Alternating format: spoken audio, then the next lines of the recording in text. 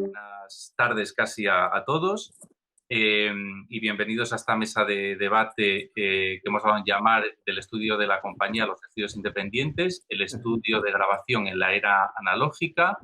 Es una mesa que forma parte del programa de las segundas jornadas de investigación en producción musical que organizamos en la Universidad Complutense de Madrid. Algunos de los participantes, como Raúl Marcos, que está hoy con nosotros, o Eugenio Muñoz, tuvieron la amabilidad ya el año pasado de participar en unas primeras jornadas que fueron presenciales. Desgraciadamente, este año, dadas las circunstancias estas que estamos viviendo, pues hemos tenido que optar por esta plataforma online. Sé que es un doble esfuerzo tener que conectarse desde casa, las cámaras, de la webcam, este tipo de cosas, y por eso agradezco enormemente el esfuerzo y vuestra participación. Para nosotros, que desde un departamento de musicología, de manera humilde, estamos intentando documentar la historia de la grabación en nuestro país y de los estudios de grabación, los ingenieros y los productores que fueron los protagonistas de esos trabajos discográficos. Vuestro testimonio, como digo, es una labor imprescindible, importantísima, y son datos para nosotros valiosísimos. O sea que estoy seguro que de esta mesa van a salir muchas opiniones, muchos datos y muchas cosas interesantes que nosotros utilizaremos, los estudiantes utilizarán en sus trabajos académicos, etcétera, etcétera. Por eso, vamos, estoy doblemente agradecido. Gracias, Roberto Klein, por el esfuerzo en organizar esta mesa, por el cariño y por todo lo contrario, totalmente apreciable y destacable labor que estás llevando a cabo a través de Audioforo, todas las entrevistas que llevas haciendo y toda esa confianza y ese cariño que has adquirido con estos grandísimos ingenieros y productores entre los que contamos hoy en esta mesa. No me extiendo más y te paso el testigo. A partir de ahora tenemos preparadas una serie de preguntas que tú dirigirás y harás. Yo me mantendré un poco aquí en un segundo plano y seguramente surgirán temas interesantes que bueno, estaré yo ahí un poco para dar apoyo, pero desde luego el moderador es él y vosotros sois los protagonistas, en definitiva. O sea que muchísimas gracias y bienvenidos. Adelante. Gracias. Pues nada, yo primeramente agradecer a la Universidad Complutense el permitirme formar parte de este proyecto, al Departamento de Musicología, por supuesto, a ti, Marco, con el que tengo una fabulosa relación y que estamos haciendo muchísimas cosas juntos y muy interesantes. Y bueno, pues muchísimas gracias a Soria, a Eugenio Muñoz, a Raúl Marcos y a Enrique Rielo por permitirnos contar con ellos y sobre todo darles las gracias particularmente por dejarme ser su amigo. O sea, quizás a día de hoy soy una de las personas que más suerte tiene en este país porque os conozco a muchos de vosotros y estoy aprendiendo muchísimo de todos vosotros. Y esta mesa me hace especial, me emociona mucho porque creo que hemos juntado a 4 personas muy relevantes de lo que fue la transición de los estudios fueron asociados a discográficas, a estudios independientes que se forjó en España en los 60, 70, 80. Entonces yo empezaría con Raúl Marcos. Raúl Marcos es una persona que ha estado en RCA, en Estudios Celada, en Curios, en Audiofil, en Sonolan. Ha hecho diferentes facetas, desde estar cortando vinilos, de estar grabando, ser el estudio manager. O sea, digamos casi una persona que lo ha hecho todo, es la historia. O sea, Raúl Marcos es actualmente la historia, ¿vale? Es la persona que tenemos que más ha conocido este sector. La primera pregunta me interesa hacérsela a Raúl Marcos porque empezó en RCA, en la compañía RCA, que era una discográfica con su propio estudio, y él fue el que dio el salto a los estudios que se forjaron ya de una forma independiente, como fueron Audiofil. Entonces, Raúl, cuando quieras, nos cuentas un poquito cómo fue tu historia en RCA, cómo se dio el salto a Audiofilm, qué diferencias apreciaste tú entre los estudios de RCA y de Audiofilm y sobre todo por qué sucedió este salto de los estudios asociados a discográficas a estudios independientes. Bueno, Yo entré en RCA en el año 57 y entonces entré en control de calidad. Después del control de calidad me pasaba al estudio para ver cómo entré con José Manuel y demás, que todo es persona tan conocida, y entramos juntos a trabajar. Y en mi estudio con él allí se grabó el primer disco de Los Brincos, bien. Y yo me puse, me cambiaron a cortar acetatos. Yo estaba con una máquina que era la cinta que traían y yo la metía en un acetato, se cortaba el acetato y se hacía un disco máster para luego, por medio de un proceso de galvanotecnia, hacer una copia en níquel, otra copia en níquel, uno es positivo, el otro negativo y tal, hasta que ya tenías un negativo para hacer los discos que eran positivos. Eso ya estaba en RCA hasta el año, haciendo esto, hasta el año 63. En 63 lo compró Philips y RCA se fue de allí. Philips vino de Barcelona, se trajo maquinaria, se trajo todo y reformaron un poco más el estudio. El estudio, como todos los estudios hasta el año 66 más o menos, todos esos estudios eran de las mismas compañías y no grababan para otra compañía ni grababan para nadie que les pidiera una grabación. No grababan, no. Y además se ponían muchos reparos y muchas cosas y a mí no me vas a quitar ahora aquí que tengo que grabar a los actores y no me vas a dar el maestro Quiroga. Entonces, no sé por qué Enrique Riero dice, desaprueba un poco lo que estamos diciendo. Pero, es que en aquella época, cuando grabábamos publicidad, Estudio Cerada, de vez en cuando iba al estudio de no sé si por Delicias, había un estudio, no sé si era de Philips, y ahí grabábamos Juan Cerada, o sea, como productor, grababa algún que otro jingle que componían pues, los compositores que trabajaban para Estudio Cerada. Por lo cual, en vez en cuando, los estudios discográficos cedían de vez en cuando alguna que otra horita o sesión de mañana o algo para grabar, hacer trabajos exteriores. Digo esto porque yo he vivido, ¿no? De recibir las bandas sonoras en vez en cuando precisamente de ahí, de Philips, de Delicias. Sí, pero eran cosas muy pequeñas. Eso te iba a decir, poquitas veces. Ten en cuenta que, por ejemplo, ese estudio de Delicias era el estudio de Philips. Cuando Philips compró RCA y se vino a la Avenida de América, se demolió el estudio de Philips abajo, que estaba Rafael Jaime, que era Exactamente, sí. No, sigue. No te interrumpo más, perdona. Ahí en esa de Delicias se grababa Marisol, grababa Augusto Algueró, ahí todos para la compañía, porque todo eso era generalmente para la compañía. Sí. Pero digo que en vez en cuando pues cedían a lo mejor alguna sesión para gente de fuera.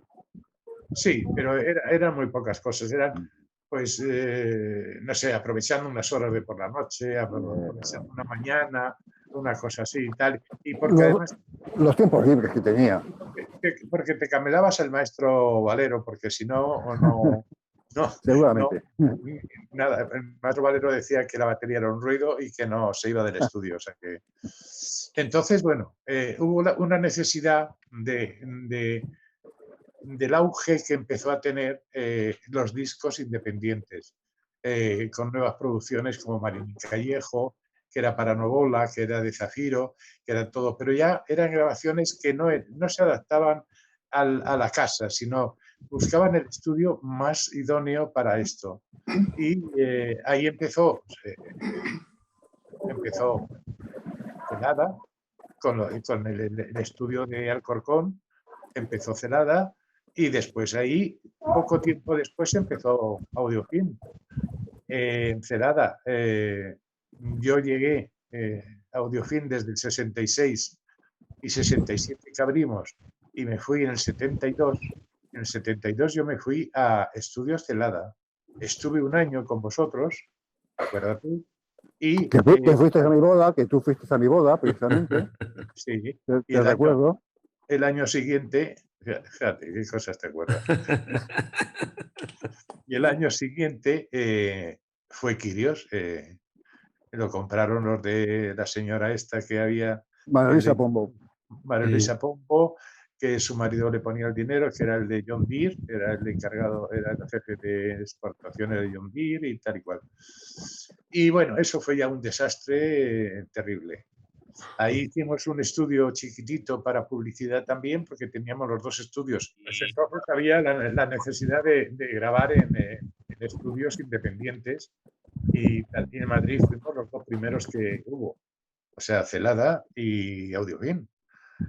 Después ya vino Track, ya se montó mucho más tarde Eurosonic, se montó también. Estando yo en Quirios, Joaquín Cobos me preguntó que iban a dejar el estudio unos accionistas, que si tú crees que yo lo podría coger y tal y cual.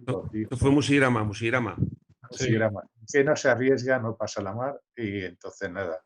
Bueno, eso fue Musigrama, Joaquín venía de RCA.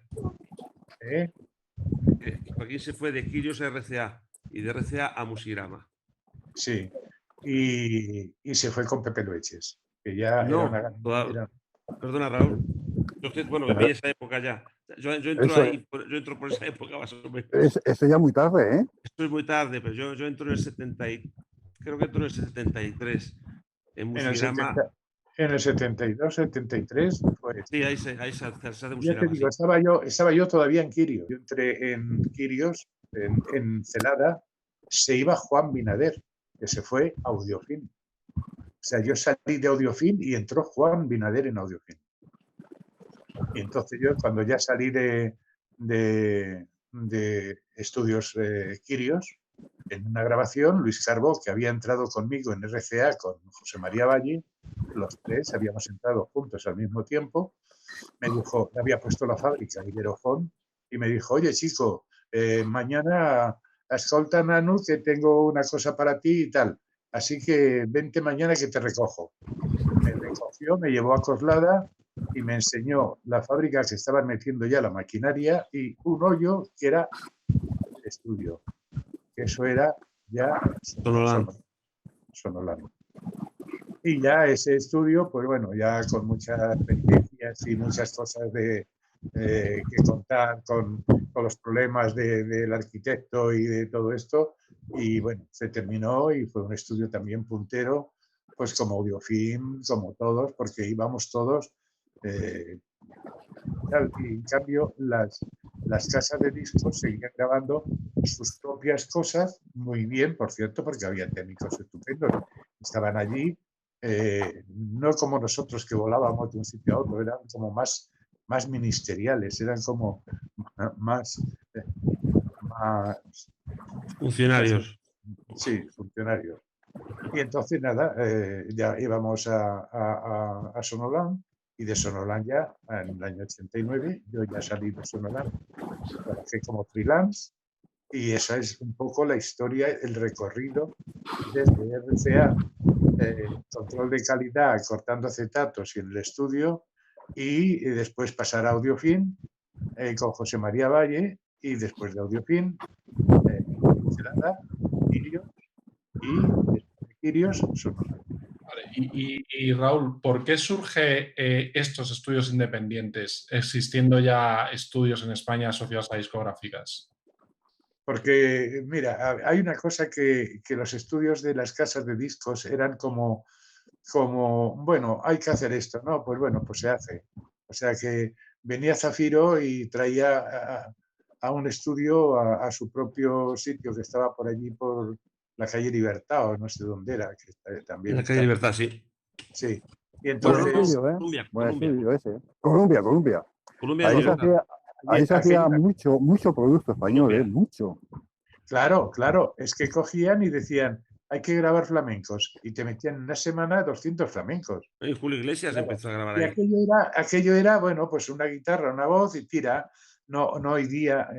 Luego ya cuando pusimos los estudios independientes, los ingenieros, los ingenieros. Yo he sido técnico de radio. En el año 56, mi calificación profesional era técnico de radio. Y después, bueno, cuando ya vinieron y fuimos los ingenieros y todo esto, en los estudios de las compañías de discos no había una motivación, no había nada. Y había una necesidad después de los mismos artistas de decir, no, hay que buscar quién está en el estudio más importante, Audiofin, quién está en el más importante, Sonolab, quién está allí, qué podemos meter con Ibarbi toda una orquesta sinfónica, pues allí.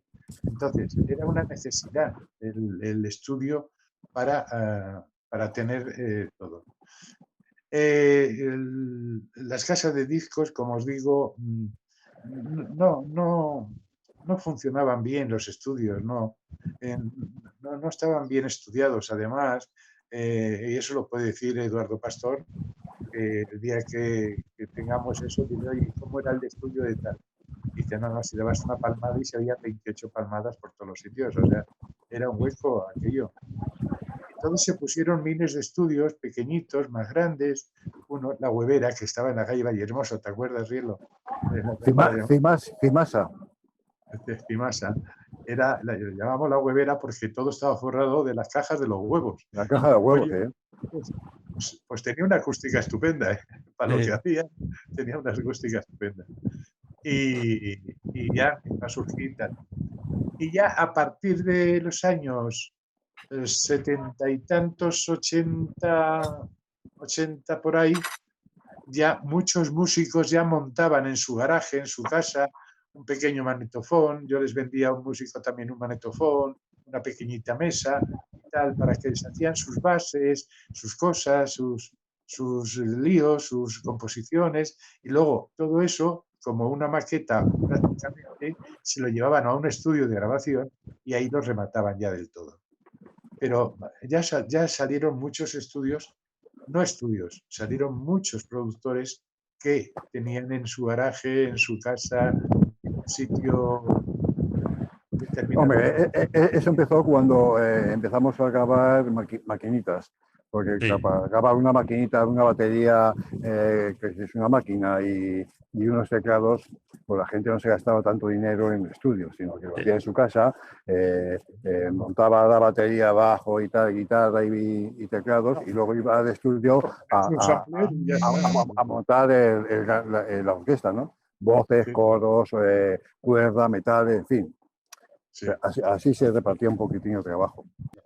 Si queréis, pasamos ya a Enrique Rielo, ¿vale? Y que nos cuente un poco su experiencia en estos aspectos. Cuéntanos un poco cómo empezaste, cómo viste esa del estudio de las discográficas a los estudios independientes, si llegaste a ver diferencias. Bueno, realmente yo los estudios discográficos no tengo ni idea porque yo no lo he vivido. Yo he vivido solamente lo que es el estudio independiente. O sea, eso no lo conozco, por lo cual no sé cómo funcionaba.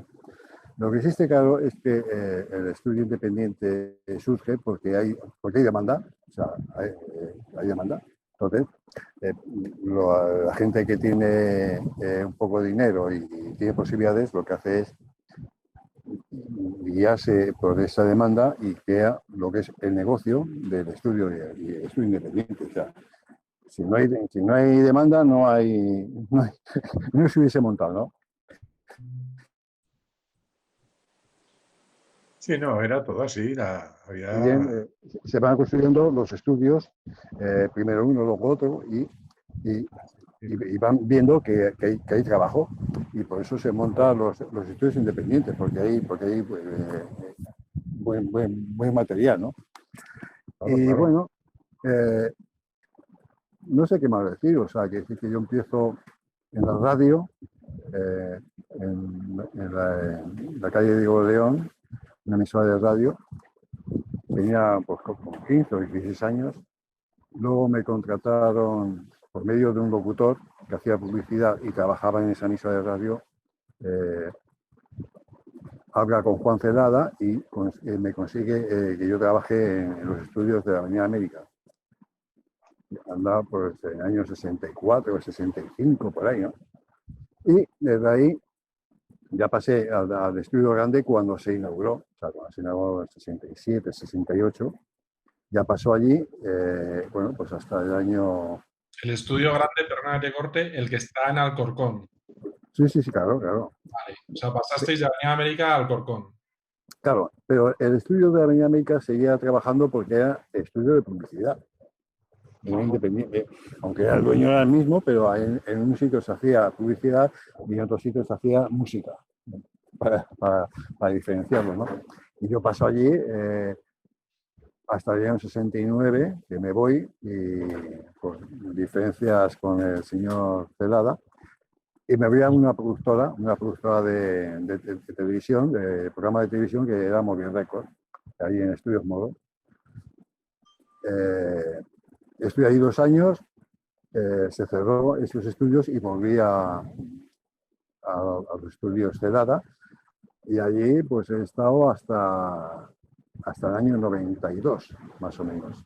Básicamente estuviste toda tu vida en estudios Celada, que luego se convirtió en Quirios. Exactamente, toda la vida he estado ahí metido. O sea, no he estado en varios estudios, pero de visita, no trabajando, ¿no? Entonces, bueno, pues yo sí conocía todos los estudios de Madrid, ¿no? Pero no he trabajado en ellos. Yo personalmente no he estado trabajando en esos estudios. He estado de visita, pero no he estado trabajando. Mi único estudio de trabajo ha sido Quirios, Celada Quirios, ¿no? Quirios, prácticamente. Y bueno, pues ahí ha transcurrido toda mi vida en ese estudio. Sí. Así que, dime. Antes de pasar a Luis Fernández Soria, os iba a hacer una pregunta a Raúl Marcos y a ti, Enrique, que luego ya enlazaré con Luis, que es un poco que nos digáis cómo se entraba antes en los estudios. O sea, cómo una persona llegaba a entrar a un estudio, porque entiendo que esto no era que había un anuncio en un periódico. Bueno, realmente era complicado.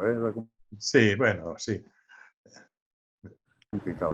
Venía un en chaval... el oficio, ¿no? O sea, había poca gente.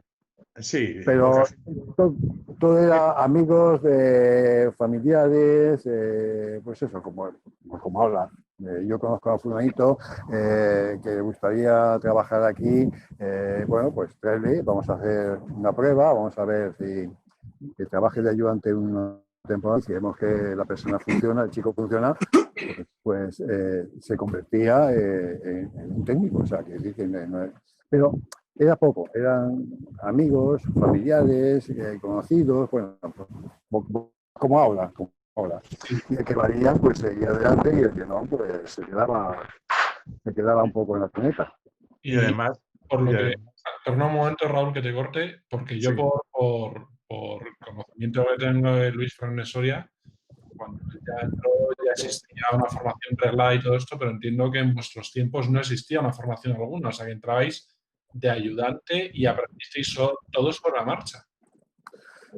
Yo creo que sí, yo creo que no se estudiaba en un sitio porque no había ningún sitio donde estudiar. No había, yo porque venía de la radio, y en la radio, hombre, no tiene nada que ver con una estudio de grabación, pero sí tiene que ver algo con el sonido, ¿no? Saber lo que es un micrófono, saber lo que es un magnetofón, saber lo que es unos altavoces, saber lo que es una cabina. O sea, yo venía un poquitín de esa enseñanza, ¿no? Pero había gente que supongo que no tenía ningún punto de partida. Simplemente entraba allí, trabajaba al principio de ayudante, nos ayudaba o ayudábamos a lo que nos decían, y íbamos aprendiendo poco a poco, hasta llegar algunos más arriba y otros más abajo. O sea, pero Ese era el método que había en aquella época. No había como ahora que hay escuelas, universidad, unos estudios reales. Antes no, antes había lo que había. O sea, y esto, Raúl, ¿cómo lo viste tú? O sea, ¿cómo entraste en RCA? ¿Qué tipo de formación había? ¿Cómo aprendíais? Bueno, en RCA yo pusieron la fábrica al lado de mi casa, yo vivía en Arturo Soria, pusieron la fábrica al lado de mi casa y empezaron a decir que querían gente para trabajar. Y entonces, según las condiciones tuyas de conocimientos, te hacían un examen y te hacían una esta y tal. Y yo, como era músico, pues me dijeron, pues el control de calidad de las cintas y tal y cual. O la editorial. En la editorial no quise meterme y además lo siento, porque en eso se hubiera ganado pasta, pero vamos. Pero no te habías divertido tanto. No te habías divertido tanto. Hombre, seguro que no. Y nada, entrábamos así a ver que con los ojos enormes, mirando sobre todo como yo entré en RCA, que ya era fábrica, además de todo, era fábrica de discos, con las máquinas, con las prensas, con la Galvano, con todo. Pues aprendí de todo, aprendí allí a meterme por todos los sitios, aprendí a tomar notas, a tomar de todo, cómo se hacía un disco, cómo iba la máquina, cómo todo tal. Incluso muchas veces para que descansara un chaval de la máquina, me ponía yo a hacer discos en la máquina, o sea que los LPs. Ten en cuenta que yo cuando entré, al mes siguiente quitaron los discos de pizarra. Tú échale narices, lo viejo que soy ya, que hasta he conocido los discos de pizarra. Voy a presentar a Luis Fernández Soria, porque si no, pues eso, que tenemos que seguir un poco un protocolo. Vale, entonces Luis Fernández Soria básicamente trabajó en Audiofilm, lo más potente de su vida, que luego si quieres nos cuentas algo más. Y al igual que Enrique Rielo, ha sido, vamos, una de las personas que ha estado en la cresta de la ola de las mejores grabaciones de este país. Poner en cualquier página web de grabaciones musicales de España Enrique Rielo o Luis Fernández Soria es por lo menos que salen 6 o 7 páginas completas de grabaciones que hemos escuchado toda la vida, que las han escuchado nuestros padres y que nunca hemos caído en que venían de estas dos personas y que tenemos la suerte de que están aquí. Entonces, si quieres, Luis, cuéntanos un poco a lo que hemos ido hablando, pues un poco cómo empezaste tú, cómo se empezaban tus tiempos, un poco los tiempos de Audiofilm, si tú llegaste a vivir lo que fue la transición del estudio de la discográfica de estudio independiente, un poquito estas cosas. Pues, yo, bueno, lo he contado en algún otro. Yo estudié en la Escuela de Radio y Televisión, igual que Santiago Lardillas, que también trabajó en Audiofilm y también estudió en la Escuela de Radio y Televisión para ser técnico de televisión. O sea, el sonido era una especie de apéndice, además, para añadido, para poder trabajar como técnico en televisión. Me apetecía. De la casualidad de que cuando acabé la carrera, el día siguiente, justo, el día siguiente del viaje ese famoso de fin de curso que fuimos a ver la televisión francesa, me llamaron de Audiofilm para si quería hacer unas prácticas allí, puesto que había alguien de Audiofilm. Fantástico. Esto es fantástico. El verano anterior había hecho unas prácticas en Radio Valladolid, de técnico de radio. Y entonces dice, bueno, esta es la mía, ahora en un estudio de grabación. Dios mío, ¿qué será eso? Será muy complicado, no tenía ni puñetera idea. Y tuve la suerte de enrollarme muy bien con con la gente que había, con Raúl, aquí presente, con José María Valle, y con Antonio y con Luis Miguel y toda esta gente. Y la casualidad de que que fue la Mini, se quedó dormido un día de guardia y le aumentaron el periodo militar, con lo cual yo pues, me sentí un poco más profundamente en la grabación y llegué a a mantenerme ya en un estatus un poco más elevado y me apetecía muchísimo trabajar en el sonido. Yo dejé la imagen la dejé para después. Es decir, yo mi vida la separé en 2 veces. La primera por Audiofil, por esta causa de sonido, estuve 16, 18 años y después otros 18 años en televisión, con el mundo de la música aplicada a la imagen. Con lo cual, bueno, me he desarrollado en imagen y sonido y música, que es lo que me gusta, lo visual. ¿Te parece bien? Sí, me parece perfecto. ¿No llegaste a vivir esto de la transición del estudio de la discográfica con el estudio independiente? No, bueno, yo cuando entré en Audiofil estaba acabándose de montar el estudio grande de Audiofil. Raúl ya estaba trabajando y estaba trabajando con Andrés Dobarro y con Juan Pardo y toda esta gente. Y a mí me parecía curiosísimo, porque yo era un chico de la calle que entraba y decía, uy, pero mira, si está Juan Pardo, si está el otro, y yo me quedaba emocionado. Y aquí se puede trabajar y hacer cosas, y poco a poco vas escalando, y llega un momento en que lo ves como una cosa normal, ¿verdad? Así que cuando empiezas con unos tíos que son famosos, que los ves en la tele, y luego dices, coño, les voy a decir a este tío que se calle que está desafinando. Ya.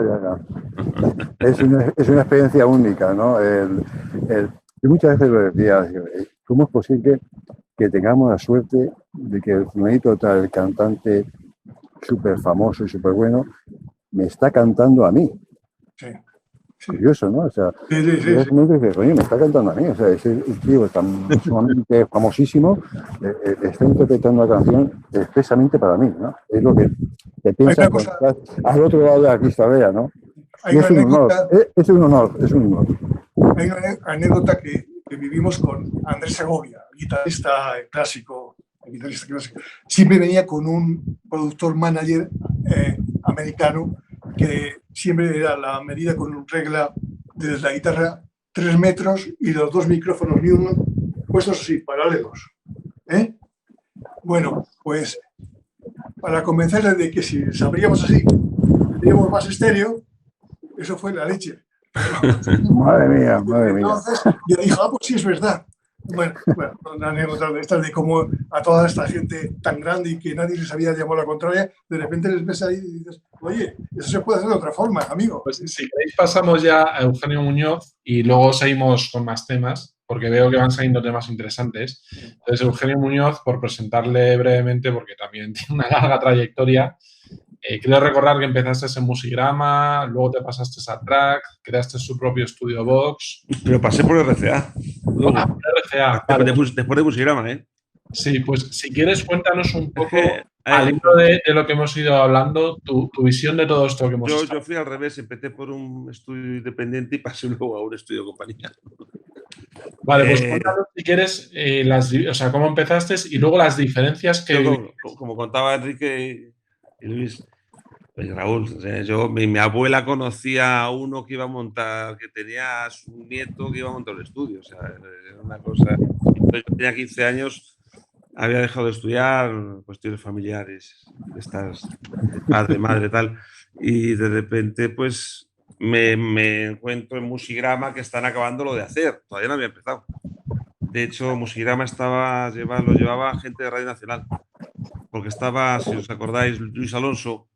Sí, músicos de la Orquesta Nacional. Socio de Musigrama, Luis Alonso, y su hijo, José Luis Alonso, trabajaba en la Radio Nacional. Entonces, él colocó a gente de Radio Nacional en Musigrama. Cuando yo entré en Musigrama, el primer año fue un año de montaje con gente de Radio Nacional, que yo me iba con ellos los domingos a la grabación de clásica, del Teatro Real, Monumental o del Palacio de Congresos. Ahí me vino muy bien porque conocí los instrumentos en primera mano, ¿no? Y escuchaba una orquesta así a bote pronto, te pone los pelos de punta. Ahí entendí que sin hacer nada, las orquestas que os he contado muchas veces y con un simple chance te ponen los pelos de punta, con lo cual pensé que el sonido era algo más que el sonido que conocemos.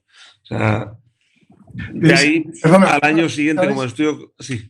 ¿Sabes que Luis Cobos siempre nos acusó a los ingenieros de sonido de que solo todo lo escuchábamos electrificado y que nunca lo escuchábamos en vivo cómo sonaba una orquesta. Sí. Yo con Luis trabajé bastante porque, claro, Luis trabajó en todos los estudios. Sí. De hecho, me iba a haber ido con Scorpio, pero al final se fue. Yo me fui a RCA, casualmente, y luego también al otro lado, pero trabajé mucho con él. Y después de este primer año con Radio Nacional, pues las cosas no parece que fueran a avanzar. Eran muchos socios: Fernando Pujol, Luis Alonso, era algún músico más, no me acuerdo. Total, que después de ese año yo era el niño del estudio, el de los cafés, el de los tornillos y el de los cables y el de la payeta. Pero no funcionaba y contrataron a Joaquín Cobos. En ese momento Joaquín Cobos pues era el ingeniero de moda. Acababa de grabar Middle of the Road, los Barrabás, todo esto. Grabó yo estuvo 3 años en RCA, creo, algo así. Él venía de Barcelona. Ya tengo dudas ahí, es verdad. Pero 3, 4 años y se vino con Juan Seu, porque yo a Juan Seu le conocí bastante porque se veían mucho ellos. Y el estudio era de distintos socios, músicos, casi todos. Y estuve un año con ellos, pero el estudio no se ve que tenga un enfoque. Había un empresario de banco, hace su reunión, eran 6, o sea, efectivamente, como dice Raúl, los estudios eran carísimos. O sea, solamente comprar 4 Neumann, una mesa NIF y un magnetofón 8 pistas Ampers era una fortuna. Sí. Momento, ¿no? Y aislar un estudio y acondicionarlo y mantener todo eso. Y la obra era enorme. El rack de conexiones, el rack central donde confluían todos los cables del estudio y tal. En fin, todo eso era muy caro, pero bueno, yo era el chico de los recaos durante ese primer año y casualmente, como era el chico de los recaos, cuando quitaron a todo el mundo de en medio, fue el único que se quedó, porque yo no había hecho daño. O sea, no pasaba nada y yo empalmé con Joaquín Cobos, perdón, y estuve hasta los 21 años con Joaquín. Pero vamos, yo a los 17 años ya estaba grabando discos. A los 17 años ya estaba. De hecho, ahora como está esto del Discogs, mi primera grabación fue con José Prater da Silva, un brasileño que vino a Madrid y que montó un grupo. Todavía queda uno en Madrid, Urano Sousa, un guitarrista por ahí. Y está ahí en el Discogs, el primer disco que grabé. Y además salen los créditos. Es curiosísimo, en el año 76, creo que es, 75, 76. A partir de ahí en Musigrama se grababa mucha música de película, se grababa algún grupo, grabamos un disco con los Bravos, algo de Maritrini, intentó llevar a Juan Carlos Calderón, que grabó algo también, pero bueno, no le costó mucho arrancar a Musigrama, y se mantenía por los pelos. Vino Juan Miguel Cobos de A Cabo la Mili, se incorporó con nosotros y en ese momento yo vi que era buen momento para moverme y me fui a RCA, que hacía falta un técnico porque Carlos Martos se iba a Quirios, se iba a ir a Quirios en los próximos meses. Entonces, pues yo creo que os voy a leer la lista que he hecho mientras hablabais de RCA. Por RCA, que es un estudio de compañía, RCA era un estudio espectacular en cuanto a acústica, en cuanto a equipo. Teníamos todos los amplios del mundo, ser una multinacional americana. Tenemos una mesacada que inglesa, una cosa muy rara, que también había en Gema, en Barcelona, había una en Gema y otra en Madrid. Y por RCA pasó Joaquín Cobos, Álvarez Alija, Pepe Raso, Nacho Dogan, Carlos Martos, Luis Delgado, Barrios, Paco Rivera. Paco Rivera se acordará, Raúl por su padre, que también estaba en la primera época de RCA. Luis Delgado, Juan Antonio Molina y yo me he puesto, pero falta alguno más, ¿eh? O sea, pasamos. A José Antonio Álvarez Alija me lo llevé yo a Sonolán, precisamente. Claro, efectivamente, sí, pues yo cuando llegué a RCA se acababa de ir a Sonolán, eso es. Sí. Y de hecho yo grabé Canción Española con Rocío Jurado y él siguió la grabación voces y mezclas, porque él era el artista, él era el técnico de Rocío. De alguna manera, sobre todo de Manuel Alejandro. En RCA estuve 4 años y yo creo que para mí RCA pues, supuso gran aprendizaje después de Musigrama, porque grabé de todo. O sea, lo mismo grababas un día un disco de flamenco que un disco de rock. O sea, iba a toda leche y en 4 años grabé 110 discos, una cosa de locos. Después de esa época se grababan los discos en un día, en 2 o en una semana, no mucho más.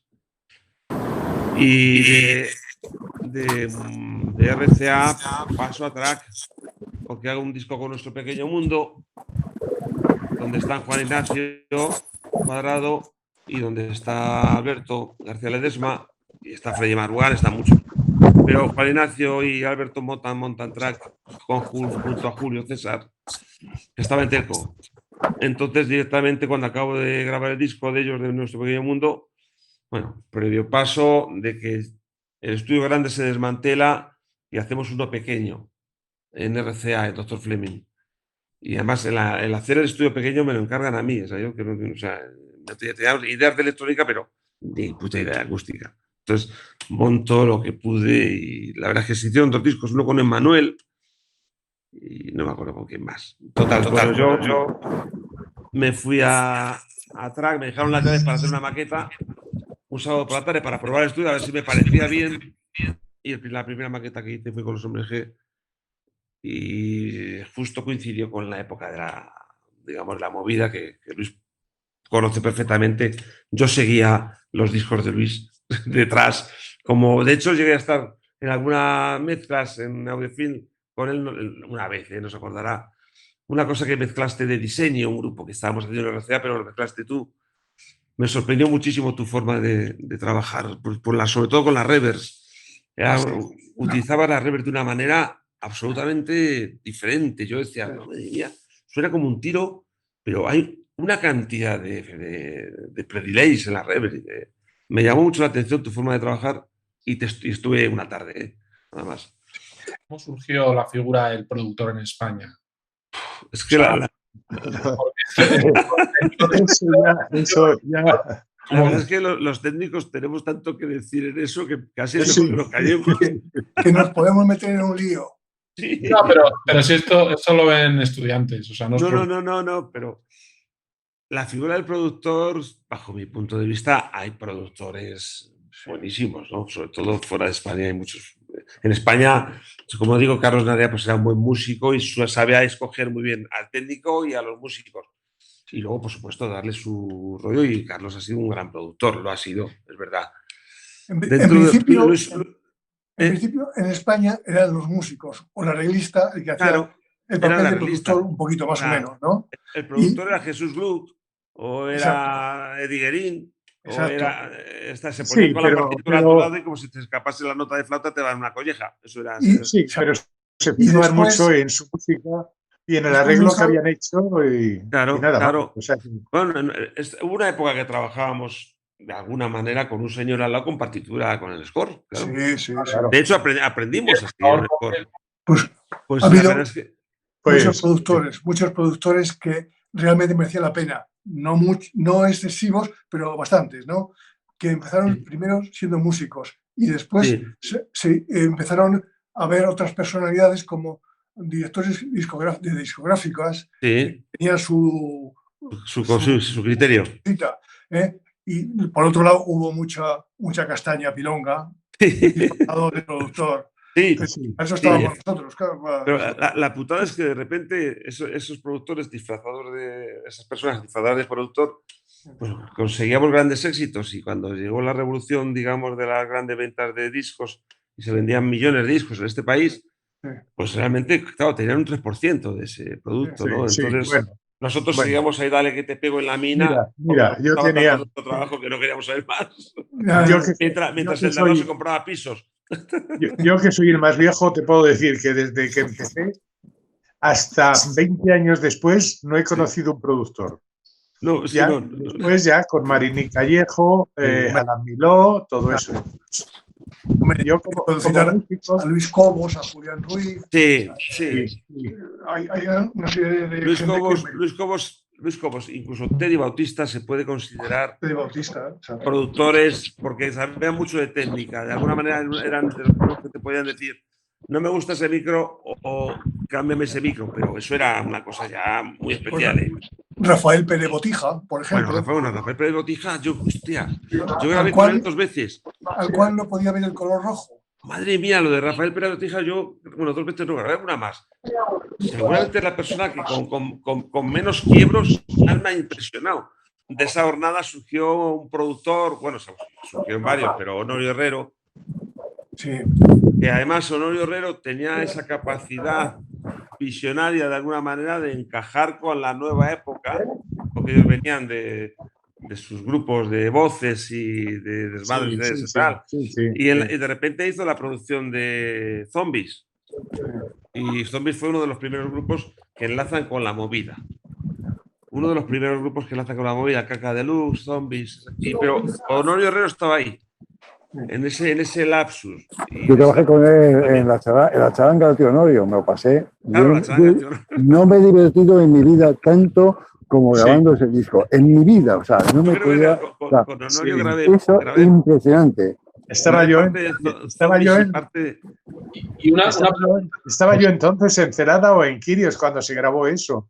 Con Álvaro Nieto. Era Quirios ya, era Quirios. Era Quirios, sí, porque yo cuando empecé creo que Celada ya no era Celada. No, era Honorio, Julio Seija y Luis Gómez Escolar. Efectivamente. Sí, bueno. Luis Gómez Escolar, que también ha sido un productor, de alguna manera. Sí. Más compositor. Más compositor, tienes razón. Y más adaptador de letras también, sí. Una artista que músico, pero es un compositor muy bueno. Una pregunta. Era yo creo que el mejor letrista que había en esa época. Sí, puede ser, sí. Sí, bueno. Casi todas las traducciones de artistas extranjeros las hacía él. Sí, yo me acuerdo de aquello, sí.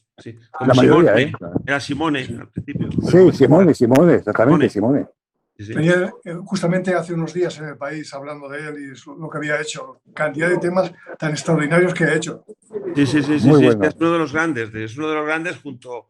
Y además como persona... Juan Carlos Calderón, por supuesto, Manuel Alejandro.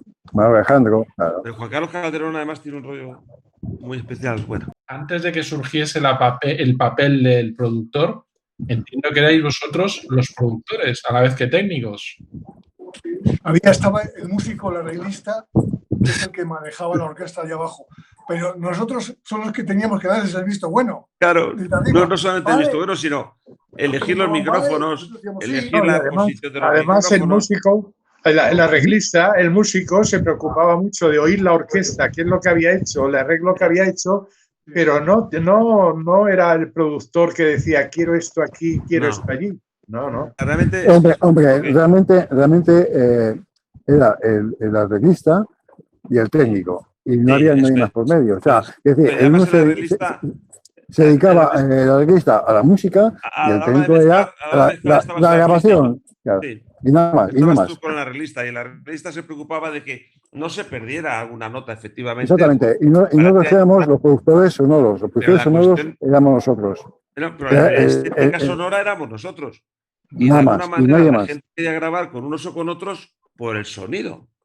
Y luego estaba la secretaria del jefe de la discográfica, que era la que opinaba. Eso es una mierda. Tengo dos preguntas que me interesan especialmente. Una de ellas es un poco al hilo de lo que estáis comentando ahora. ¿Había una diferente consideración de lo que era la figura del ingeniero productor a lo que era la del músico productor o compositor productor? ¿Tenía como diferente visión incluso para la industria, las discográficas?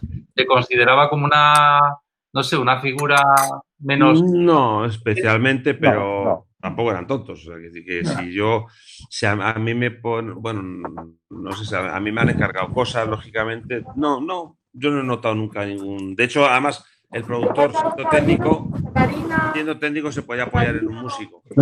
Podías tener un músico de confianza que te ayudase en el tema musical siendo productor. O sea, yo te diría que el ingeniero productor, por ejemplo, en mi caso, ahorraba dinero a la compañía de discos. Muchísimo. Tú querías quedar bien acelerando un poco el proceso. Y el productor músico prácticamente se dedicaba a la parte musical, prácticamente. Sí. Y no comentaba nada si el cantante había hecho, hombre, aunque fuera una salvajada, si no se ponía nada.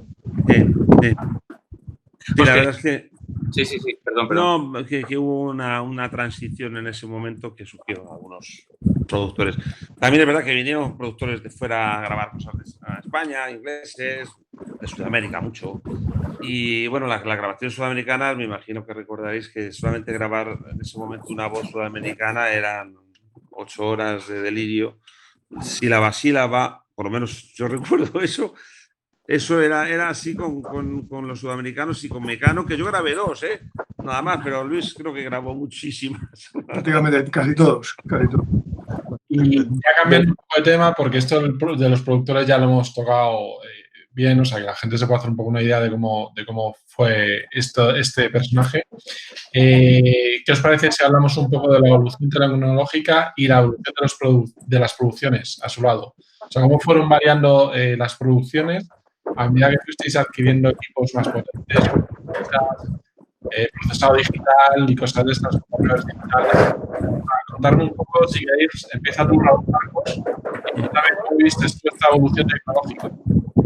Sí, las producciones en aquel momento se hacían todo, bueno, en analógico, lógicamente, cortando la cinta con la cuchilla y quitando y empalmando y diciendo, oye, me ha salido muy bien el estribillo primero, cámbialo por el segundo. Y entonces le copiabas el primero y se lo ponías en el segundo porque el segundo era incapaz de hacerlo. O sea, haciendo lo mismo que se hace ahora con el Pro Tools, lo mismo, exactamente. Todo es a base de tijera, todo era a base de tal y con unos medios vamos, antediluvianos. O sea, empezábamos con medios antediluvianos. Vamos, de grabar en estéreo, en un magnetofón Ampes, que tenían mucho soplo, porque todos los americanos tienen mucho soplo, y grabar el recording en otro magnetofón de 2 pistas, el recording con lo que le estabas dando del primer magnetofón. Cuando acababan había que poner la voz y entonces pasabas del segundo magnetofón al primero otra vez. Claro, tú fíjate cómo quedaba esa grabación. Claro. Estamos hablando de la época de los Beatles, Casi, o sea, cuando ¿En dónde quedaba la pantalla? Claro. La pandereta que va en su sitio. La pandereta que va en su sitio, como debe quedar. Sí. No, realmente la producción va evolucionando. O sea, yo empecé a trabajar con 4 pistas, un Ampes con 4 pistas, luego se convirtió en 8 y así sucesivamente. Y la producción va cambiando en función de las pistas teniendo. O sea, antes la orquesta casi junta, bases y metales a la vez. Cuando va evolucionando la técnica y va haciendo más pistas, pues se va haciendo la producción más espaciada. Primero hace las bases, luego hace cuerdas, coros, solista, todo en función de la cantidad de pistas que vas teniendo. O sea, ¿tienes pocas pistas? Pues todos a la vez. ¿Vas haciendo las pistas? Pues vas abriendo el abanico de músicos y van entrando en recording los músicos. Siempre que el presupuesto lo diese, ¿no? Porque la mayoría de las veces, cuando íbamos a sacar una banda sonora de una película, eran todos los músicos a la vez. Iban el mismo día. Todo el mismo día, porque había un poco presupuesto y tenías 40 minutos de música, banda sonora, y lo tenías que hacer en mañana y tarde. Y luego por noche mezclarlo. Así era. Así es. Entonces, a veces era en función de la técnica que tenías y a veces era el presupuesto que tenías. O sea, si tenías poco presupuesto, todos los músicos en el estudio y pim, pam. Realmente, además, no, pero una vez que cogías sonido a la gran orquesta, que además, como sabéis, en la música de películas estaba estructurado de tal manera que el gran tema era con todos y poco a poco iban apareciendo los músicos porque había un avisador que esperaba el estudio y al final te quedabas con los temas de piano solo o de piano y flauta. Hacía los temas principales al principio. Pagando menos, lógicamente, pagando menos a los músicos. Y a mitad de tarde habías acabado y de 7 a 10 te mezclabas la música de la película con Antón García Abril, con Mario Sellé, con muchos músicos. Joder, ya recuerdo. Sí, yo la época la transición del mundo analógico al digital la viví en Track y fue un cambio. Teníamos el MCI, un MCI, y al día siguiente teníamos un 24 pistas Sony. Yo estaba grabando el segundo disco de Duncan Du, que había sido... O sea, a ver, a mí me toca, al contrario que a vosotros, que yo viví vuestra época un cacho largo, los grandes músicos, quiero decir, aunque luego también trabajé con grandes músicos, pero me toca la jornada, digamos, de los chavales, ¿no? De los chavales que tienen gran éxito, pero no saben tocar. Es decir, que de alguna manera también llamamos a músicos para suplir. Luis también. Siempre. Pero de alguna manera me toca la jornada, pues hombre, Duncan Du, gente que entraba al estudio sin ninguna idea. Lo que pasa es que tenían canciones graciosas que vendían 600.000 discos. Nunca. La pregunta de por qué no existe, da igual. No existe. Por lo que sea. A los 2 meses eran millonarios y ya está. Era así, ¿no? ¿Cómo viviste esta transición tecnológica? El número incrementándose de pistas, nuevos equipos digitales que os permitían tener unas reverbs, ya no necesitabais las MT, ya en una unidad de 3 o 4 racks ya os cabía una reverb digital. Nada, el que tenía una MT, bendito sea. O sea, eso no ha desaparecido nunca. aunque tuviese muchas reverbs. Un señor que se llamaba Jim Gassisian, sí, aquí daba todo. Todos los aparatos. Él venía, digamos, de la empresa de Pink Floyd, que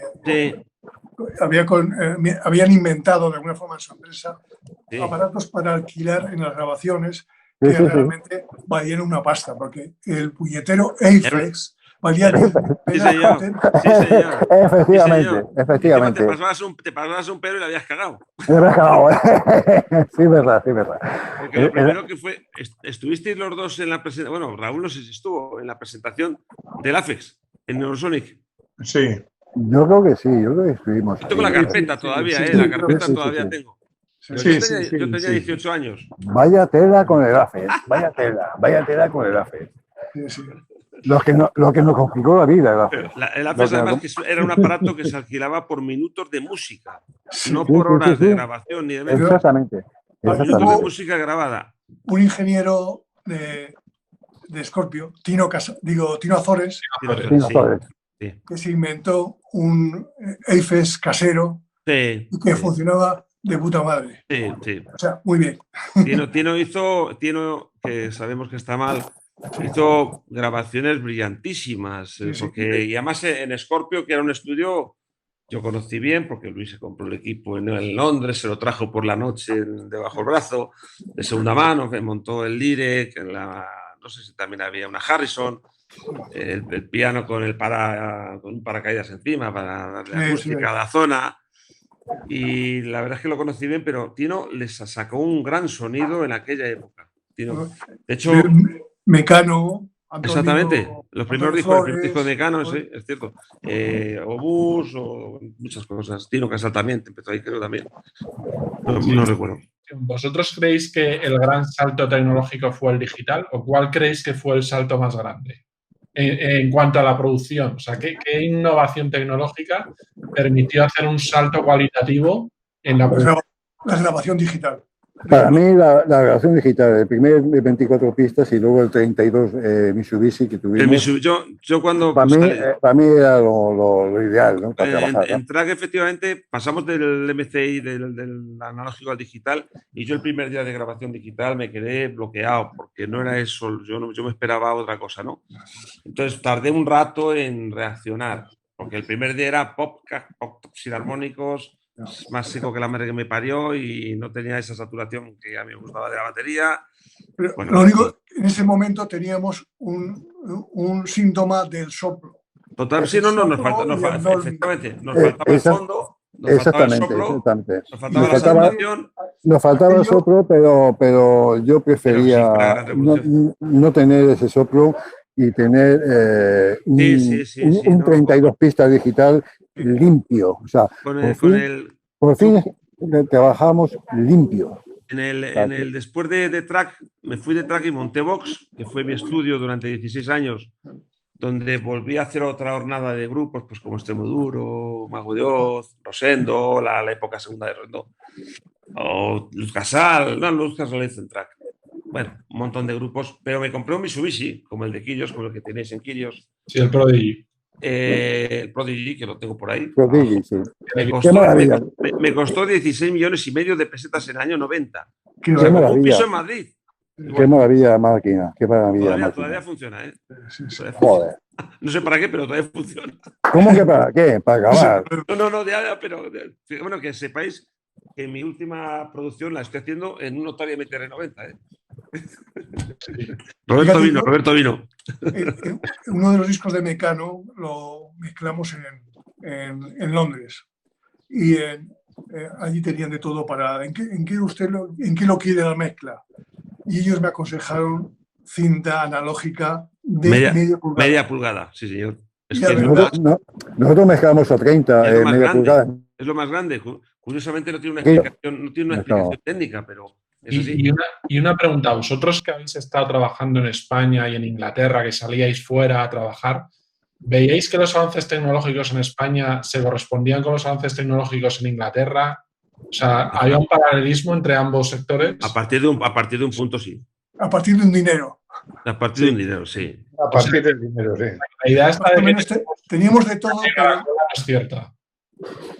Teníamos prácticamente lo mismo que ellos. Lo único que a veces teníamos la versión más barata, digamos, la versión 1.0 en vez de la versión 2. Sí, es verdad. Pero luego trabajabas con productores de fuera, ingleses, trabajamos con varios, como he dicho antes, y incluso con Robert Palmer, alguna cosa que hicimos, en Vox, y era igual, o sea, eso no era igual. Tenía un nivel muy bueno. Eso es cierto, eso era muy bueno a todos los niveles, tenía un oído de cojones, estaban muy sincronizados con el, quiero decir, cuando vino Robert Palmer, a mí me pidió el micro que quería, el efecto que quería del Eventide y el efecto que quería de la 480, él, o sea, dice, mira, mi sonido de voz es ese, quiero el M49, él, o sea, había un nivel muy grande, en ese momento, en los productores y en los artistas, sí. Es que eso se llama productor. Eso se llama productor, sí. Así es, eso es producir. Eso es. Ese es del sonido al final. ¿Y Luis, tú qué quieres comentar? No, se me ha ido. No, la verdad es que sí había una diferencia en esos aspectos, pero bueno, en España... O sea, entiendo que, bueno, que los avances tecnológicos han ido empujando a la producción a mejores puertos, pero... sí, me acuerdo. Yo creo que la diferencia que había... Déjala a Luis. Vale.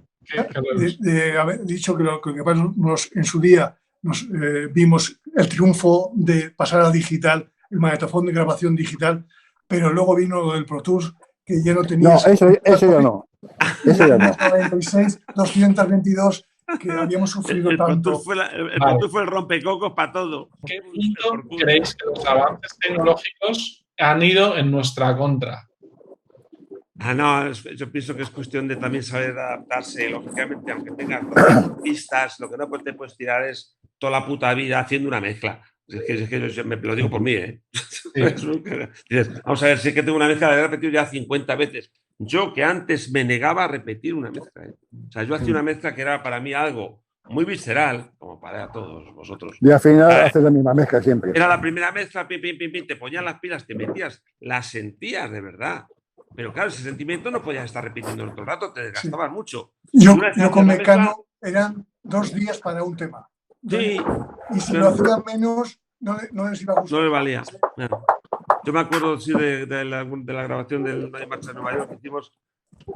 Fue gracioso porque José María Cano llamó a la base de Tete Motoliu, la base rítmica. Sí. Y vinieron, no me acuerdo cómo se llamaban, el batería y el contrabajista, porque en el teclado del Hammond estaba Manel Santisteban. Ya hicieron ahí una mezcla con Manel que no les gustó, porque, claro, Manel es del mundo del pop, digamos, y estos eran puristas, no, lo siguiente, ¿no? Eran puros yaceros. Y José María Cano estaba emperrado en que esa era la versión que él quería para el No hay marcha en Nueva York. Y en los años 60 y 70, antes del salto al digital, ¿cuáles creéis que son los avances más importantes que hubo a la hora de los equipos para hacer producciones más potentes? O ¿Solo los magnetofones y mesas de más pistas o hubo más avances? Yo creo que no, era una técnica diferente. O sea, el momento que tú tenías menos pistas, Claro.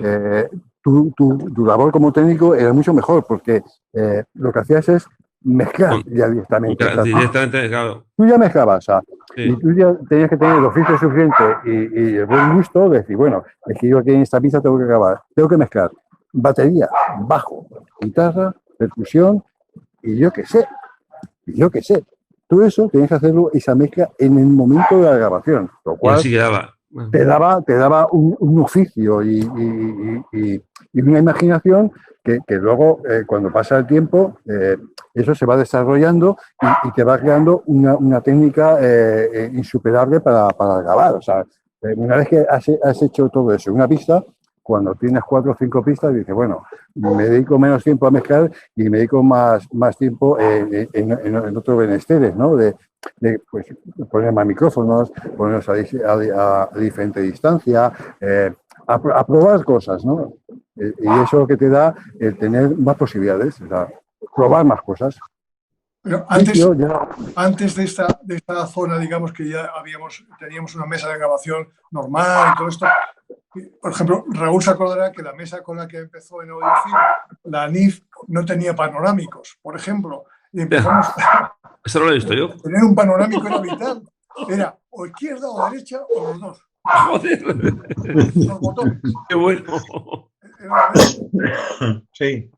Y 6 canales, ¿eh? 6 canales. 6 canales. 6 canales, 6 canales. Yo, Ahí hacíamos todo. a los estudios de grabación, yo empecé con 8 pistas Ampex en Musigrama.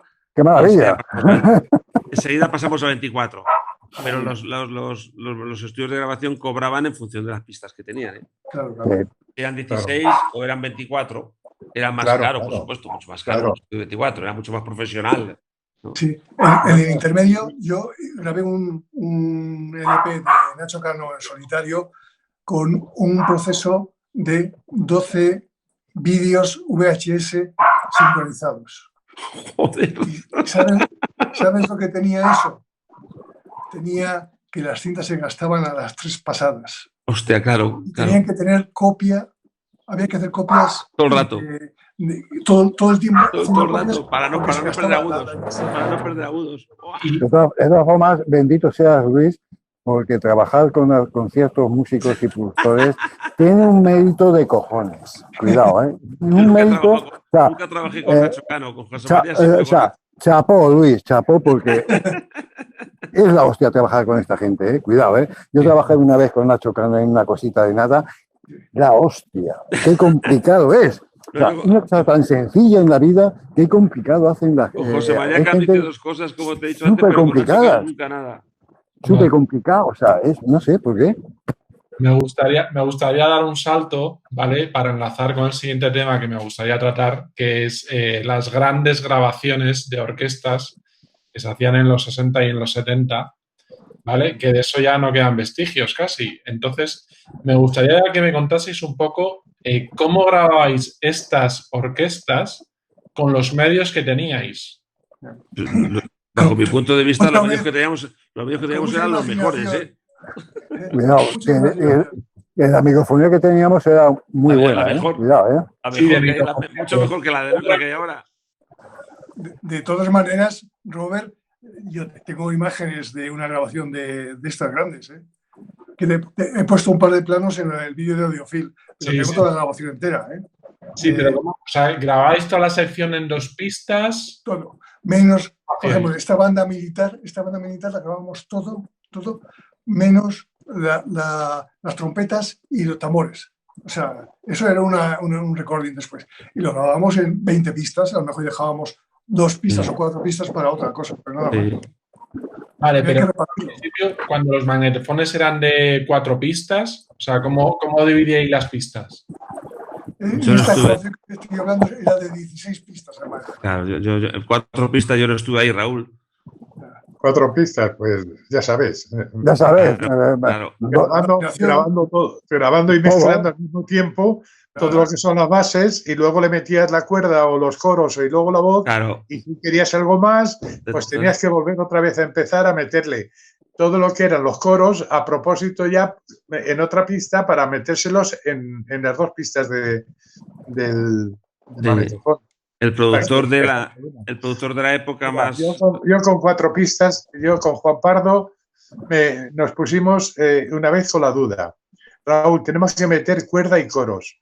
Y no tenemos nada más que una pista. ¿Qué es lo que metemos? Digo, imaginación. Digo, pues coros. Ingeniero de sonido. Claro. Si es que no había otra. Si es que el productor de aquella época, además músico, George Martin.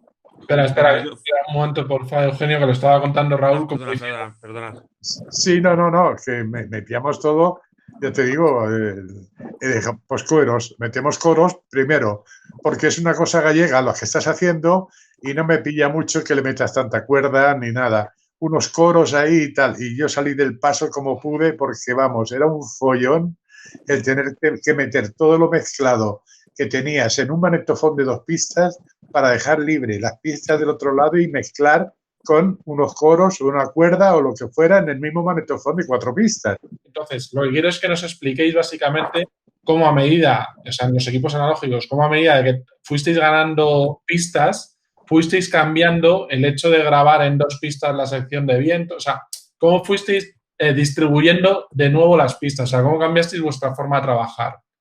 Mira. Pues es normal, o sea, sí, yo creo. Sigue. Yo te cuento. Sigue, Enrique. Cuéntame, Enrique. No, en función de las pistas que tú tengas, o sea, si tú antes las maderas, que podría ser flautas, oboes, clarinetes, y en fin, una sección de madera, lo hacías todo junto. En el momento que tú tienes más pistas, simplemente lo que haces es vas separando, simplemente. O sea, vas separando en función de la cantidad de pistas que tú tengas. ¿Hasta dónde llego? Hasta 24 pistas o 23. Pues entonces, tú vas ampliando, o sea, separando todos los instrumentos de forma que te encajen toda la orquesta que va a interpretar esa pieza en las diferentes pistas que tú tienes, o sea, ni más ni menos. O sea, menos pistas, más mezclas. Tienes que mezclar los instrumentos. Más amplitud de pistas, se va separando aquellos instrumentos que sabes que en la mezcla te van a hacer falta manejarlos. Mira, el ejemplo más claro es la batería. La batería de pasar de una pista pobrecilla, mezclada además con el bajo y con qué, a pasar a estéreo, a meter estéreo más bombo, a estéreo más bombo más caja, a estéreo más caja más charles. A 15 bombos y una caja. ¿Usabais silencios en instrumentos para colar otros? ¿O cómo se hacía? Sí, ya te digo yo que sí. Veíamos las pistas y teníamos que grabar una frase o un estribillo, una historia en la cual, y había un hueco en una pista, que a lo mejor era no sé, un bajo, y aquí no tocaba el bajo, aquí metías unas palmas. Sí. Luego lo que hacías en mezcla es separar ese canal en 2. Uno era bajo y otro era palmas. Todo sincronizado, no había ningún problema. Pero sí se aprovechaba. Ingeniero, imaginación. Es verdad. La cuchilla, ¿no? La cuchilla, como os he contado alguna vez, yo la cuchilla de editar la llevaba en el bolsillo. O sea que...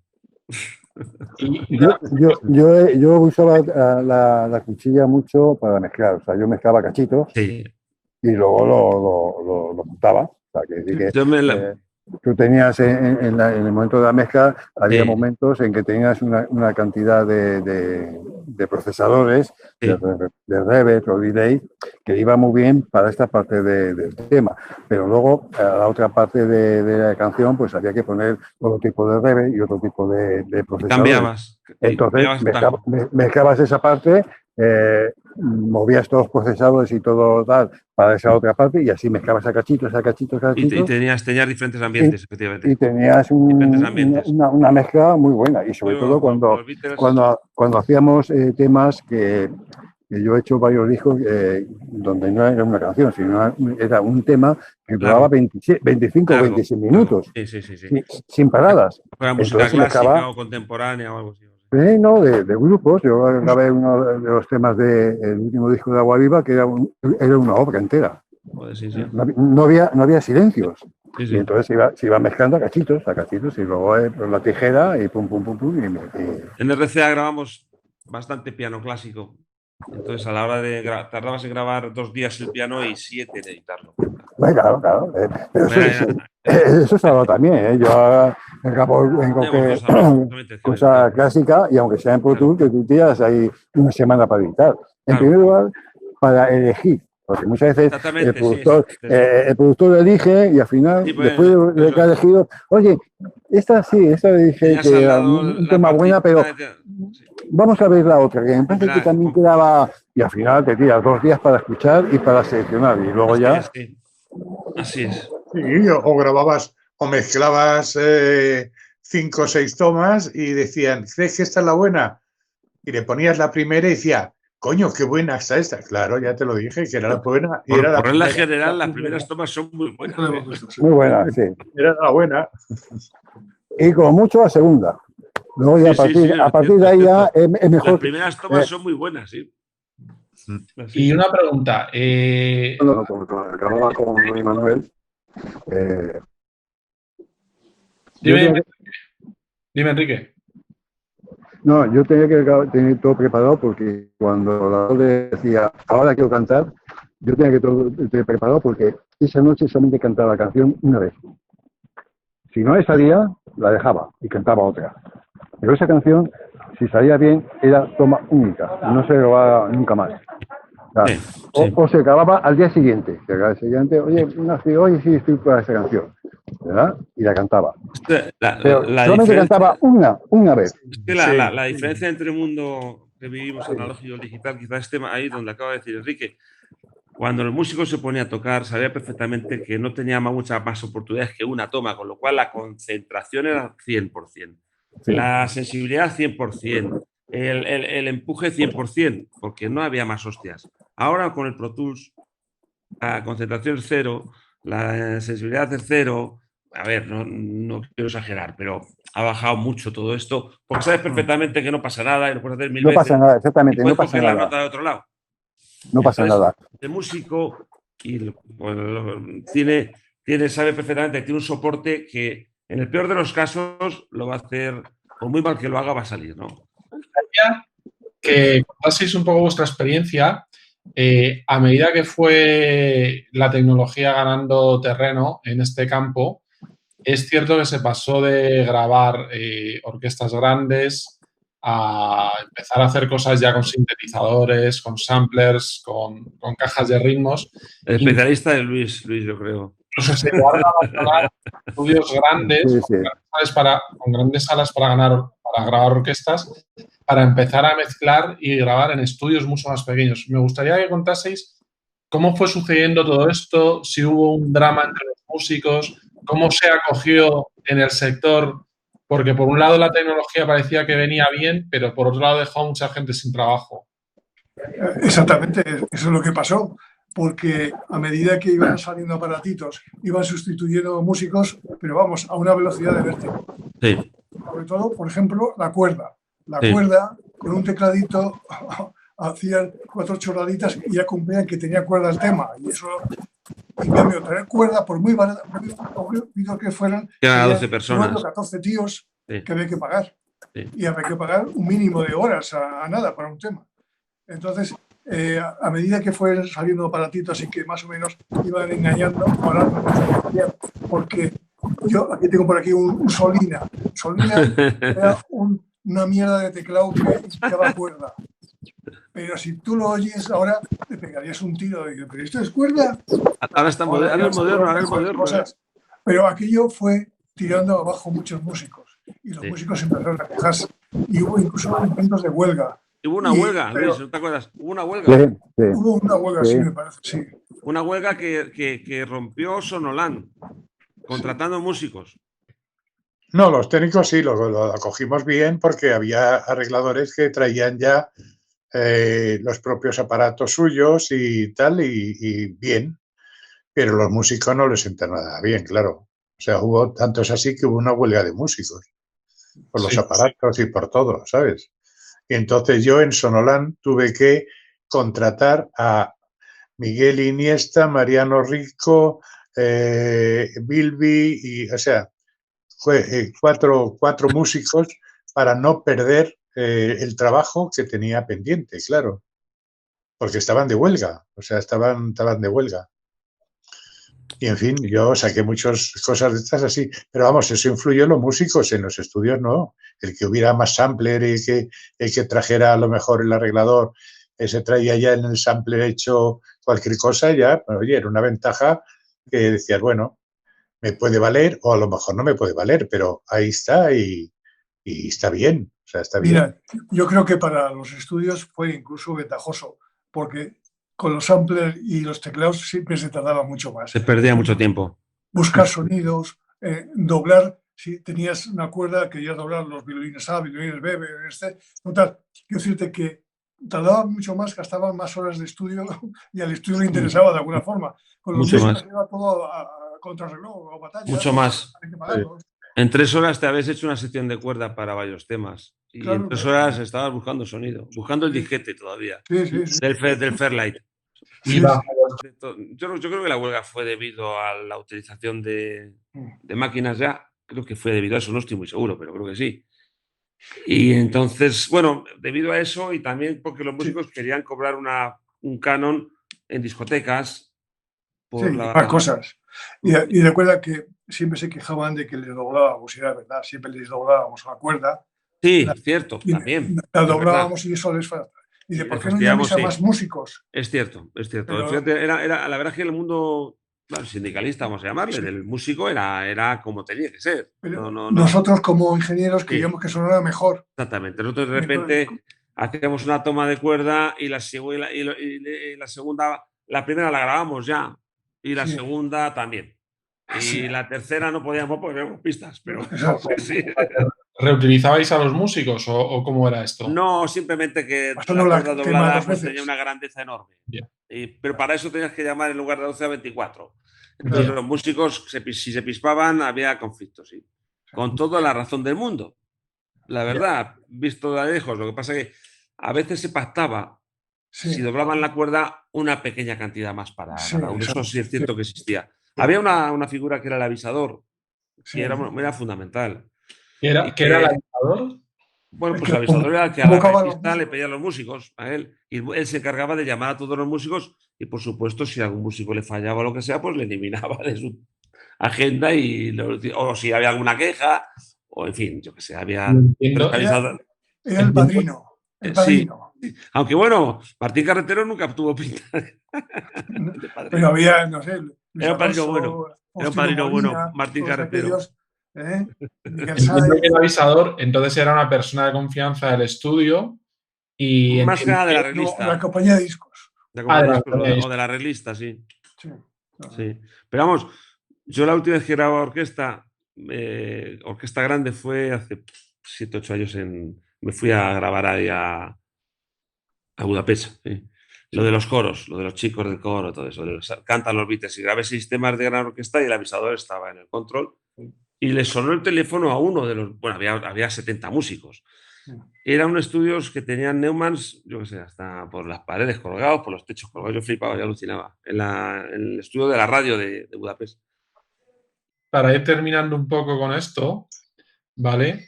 Me gustaría haceros una pregunta que es que, bajo vuestro punto de vista y vuestra experiencia, ¿qué es lo que nuestra generación, la de Marco y la mía, ha perdido con respecto a vosotros a la hora de hacer producciones? ¿Qué es lo que deberíamos recuperar? Los músicos. Pues sí, nada más. Los músicos es la diferencia más notable. Músicos. O sea, no hay nada... Es que los momentos que vives en el estudio, cuando los músicos fluían y tocaban, los pelos de punta, en muchos momentos. Entonces esa emoción no se consigue si no están ahí, ¿no? No. Si no están los músicos conjuntados, si no se están mirando, si no están disfrutando, se puede conseguir otra cosa que es un gran sonido, ¿eh? Pues hacer el disco de Billie Eilish es un pepinazo, ¿eh? Pero es otra cosa. Sí. Pues ya. Sí, yo recuerdo una tarde que con Augusto Regueró grabando cuerda para una película, era una maravilla aquello. Salimos de Audiofilm, nos fuimos a a cenar por ahí para celebrarlo, porque la emoción que habíamos tenido con aquella cuberdaza y todo eso, y ahí nos dimos una hostia con el coche. Fíjate tú lo que son las cosas de la vida. Cojones, joder, qué fuerte. No, lo podemos contar, lo podemos contar. Soy muy puristas en cuanto a que tienen que grabar todos juntos o por separado, o sois flexibles. Si es un... Mira, yo creo que lo mejor es que pudieran grabar todos juntos, que Sí. pudieran grabar Sí. todos juntos, porque había un feeling, digamos, General, de conjunto. claro. Pero es que Muy no es difícil, posible es muy porque difícil. ese grupo tiene unos elementos que son buenos tíos y otros que son muy malos. A lo mejor, si es un grupo musical y el batería está bien y mantiene el peso de todo el grupo, a lo mejor se puede aguantar. Pero, por ejemplo, que si el batería es una castaña, va a mandar a hacer todos puñetas. Con lo cual es muy complicado. He hecho alguna grabación de grupo de rock a la vez, ¿eh? Sí. Ser Museum o cosas así. Sí, con productores americanos además, empeñados en hacerlos todos juntos, sí. Sí, claro. Ojalá, era súper válido, ¿eh? Ojalá fuera así. Vale, yo tuve una grabación, además, con los músicos de la banda militar de Torrejón, los americanos. Y llegaron 5 tíos, un saxo, trompeta y tal, igual. Oye, y me dijeron que no querían que los pusiera aquí y allí, un micrófono y tal, no. Ellos tocaron en círculo con 3 micrófonos para arriba, mirándolos. Muy bueno. Y ahí se hicieron un disco de jazz. Muy bueno. Con 20 botellas de whisky y 10 cosas. Sí. Oye, a las 6 de la mañana había un disco de jazz que te podías morir. Pues hay que saber manejar el micro. No mucha gente sabe manejar el micrófono con los instrumentos. Es que es primordial para un técnico. Para un técnico, muchos vocalistas, como sabemos, pues saben un poco. Hay que saber manejar el micro porque muchas veces ecualizas con el mismo micro. Sí. O sea, te ayuda mucho a ecualizar. Después te evita muchas ecualizaciones y te evita mucho. Es expresión. Mucha electrónica. Sí. Hay que saber manejar los micros y la psicología para aguantar a los pavos que están ahí, a lo mejor que te pueden meter en un lío tremendo. Entonces también hay que saber dominar un poco el problema. La verdad es que un estudio de grabación es un sitio donde efectivamente la psicología quizás sea una de las cosas primeras, ¿no? Sí, hay que estudiarlo. Quizás una de las cosas primeras que te vas a un sitio donde ni sabes cuándo vas a acabar, por regla general, ni sabes con lo que te vas a encontrar. Y donde además vas con muy buen rollo porque vas a hacer música, no puede haber más rollo. En el momento que hay, o sea, yo no. Una grabación recuerdo con mal rollo y la cortamos. O sea, no se podía seguir. O sea, ese día vamos a dejarlo para otro o lo que sea. Pero no puede haber mal rollo. Sí, yo recuerdo la primera grabación que se hizo con Loli y Manuel, que no querían grabar, por cierto, se convocó a las 3 de la madrugada. Y el estudio tenía que estar disfrazado de una sala normal de una casa. Es decir, una pantalla, un botijo, una mesa con un poco de jamón. Que no supieran que era un estudio. Y todos, en el control, todos apagados, todos escondidos, para que ellos se sintiesen como en casa. Un poco porque yo creo que ya hemos contado muchísimas cosas y hemos dado muchísima información. Por mi parte, agradeceros totalmente este vídeo. Creo que es un vídeo muy interesante para cualquier persona que quiera conocer la historia de lo que han sido las grabaciones en España en los 60, 70 y 80. Daros mi enhorabuena por lo bien que ha salido, pese a las condiciones que tenemos, que el pobre Enrique Rielo estaba en la playa. Pero estaba a la del mar, él estaba a la del mar. Allí el coronavirus y no puede volver a Madrid. Daros mis más sinceros agradecimientos por participar en esto. Y no sé si Marco quiere hacer alguna pregunta o quiere despedir el evento. No, yo simplemente, pues, en la línea de lo que acabas de decir tú, o sea, mi más sincero agradecimiento por haber dedicado esta mañana. Me parece, bueno, se han abordado temas apasionantes. Me parece que habéis dado un montón de datos que, ya digo, son valiosísimos y sin vuestro trabajo, evidentemente, no tendríamos una historia de la discografía en España ni en ningún otro sitio, ¿no? Sois piezas indispensables que han hecho posible construir esa historia de la grabación que podemos reconstruir ahora y creo que es o sea, se trata ni más ni menos que de hacer justicia y de poner en valor vuestro trabajo que yo creo que es justo. Mi más sincero agradecimiento, Eugenio. Muchísimas gracias, Luis. Raúl, que creo que lo hemos perdido, ¿no? Ha salido ahora, vaya. Bueno, se lo agradeceré en persona directamente y nada, que hayáis dedicado esta mañana vuestro tiempo y nada, cuidado mucho. Muchísimas gracias. Igualmente. Sea uno de los muchos encuentros futuros que vamos a tener y que el próximo sea presencial en la Universidad Complutense, yendo después a comer o a tomar una caña o lo que sea. ¿Vale? Estupendo. Mira, mientras hemos estado aquí, hemos estado confinados, con lo cual estamos más vacunados. Bueno, muy bien, chicos. Muchas gracias.